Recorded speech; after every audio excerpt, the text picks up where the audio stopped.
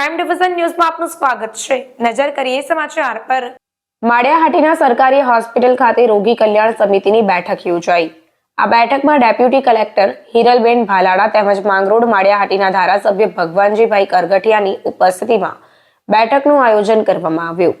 આયોજિત મીટિંગમાં સરકારી હોસ્પિટલના અધિક્ષક ડોક્ટર આશીષ પરમાર સહિતના ડોક્ટરો તેમજ રોગી કલ્યાણ સમિતિના સભ્યો અને હોસ્પિટલ સ્ટાફ હાજર રહ્યો હતો।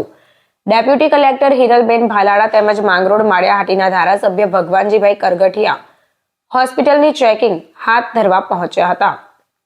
આ બેઠકમાં સરકારી હોસ્પિટલમાં ઘટતા સ્ટાફ, ઘટતી દવા, સાધનો સહિતના વિવિધ પ્રશ્નોને લઈને ચર્ચાઓ પણ કરવામાં આવી હતી। હું એસડીએમ મેંદરડા હિરલ ભાલાડા બોલું છું। આજે રોગી કલ્યાણ સમિતિની મીટિંગ સીએસસી માળિયાહાટીના ખાતે થયેલી છે અને આ રોગી કલ્યાણ સમિતિમાં આપણી સાથે સમિતિના વિવિધ સભ્યો પણ ઉપસ્થિત છે। સાથે સમિતિના સભ્ય તરીકે માનનીય ધારાસભ્ય શ્રી ભગવાનજીભાઈ કરગઠિયા તથા વિવિધ અધિકારીશ્રીઓમાં કર્મચારીશ્રીઓ પણ ઉપસ્થિત છે।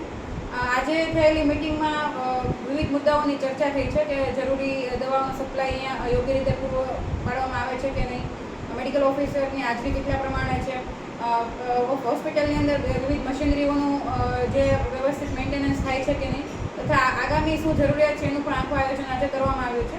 અને આખા તાલુકા તંત્રના તમામ જે સમિતિના સભ્યો છે રોગી કલ્યાણ સમિતિના તમામનો એવો પ્રયત્ન છે કે બની શકે એટલા સુધી અમે નીચેના બધા લોકોના મદદરૂપ થાય એવા બધા પ્રયાસો સાથે નવી યોજનાઓ સાથે સીએચસી ખાતે બધાને આરોગ્યની સુવિધાઓ પૂરી પાડીએ। આ માટે સતત અમે કાર્યરત રહીશું। ધન્યવાદ।